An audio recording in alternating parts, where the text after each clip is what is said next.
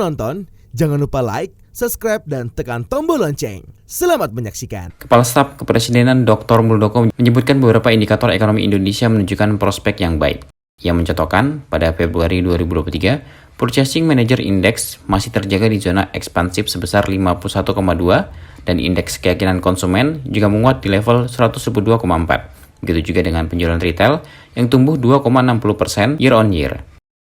Muldoko mengatakan capaian positif kinerja ekonomi domestik Indonesia tidak terlepas dari kepiawaian Presiden Joko Widodo sebagai pemimpin yang berani mengambil keputusan berisiko, namun tetap memiliki kehati-hatian yang tinggi, sehingga keberlangsungan dan ketahanan negara tetap terjaga. Pada kesempatan itu, Panglima TNI 2013-2015 ini juga mengingatkan soal fenomena penyusutan globalisasi dan digitalisasi melesat. Kedua paradigma tersebut menurut Muldoko berpengaruh pada perkembangan perekonomian nasional ke depan, di mana telah terjadi disrupsi, pergeseran pasar, perubahan perilaku konsumen, dan persaingan bisnis yang semakin ketat. Kita pahami bersama bahwa situasi dunia saat ini dalam kondisi yang menantang. COVID belum tuntas semuanya, tapi geopolitik telah merubah segalanya. Kondisi geopolitik itu membawa situasi global menghadapi kondisi yang tidak baik.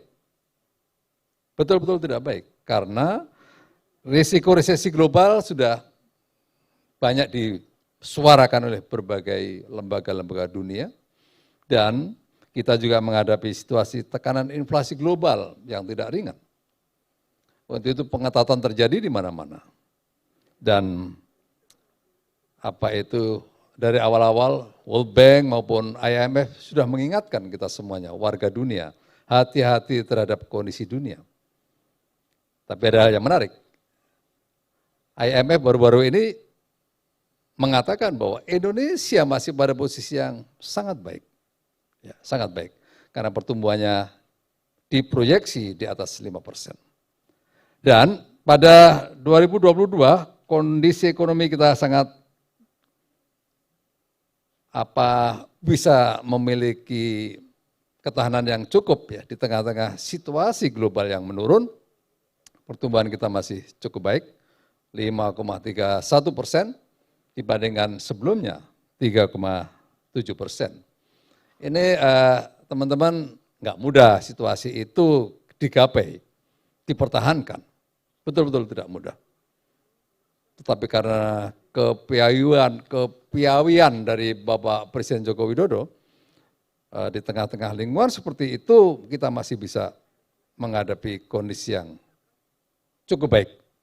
Untuk itulah ada dua hal yang selalu disampaikan oleh beliau.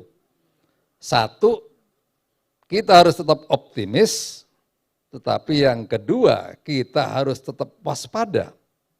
Optimis harus kita bangun, karena memang kita masih bisa bertahan cukup bagus.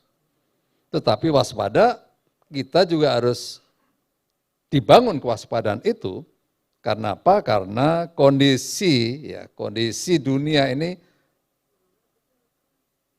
bisa diprediksi, tetapi tidak juga bisa diprediksi karena dunia tidak berjalan secara linear.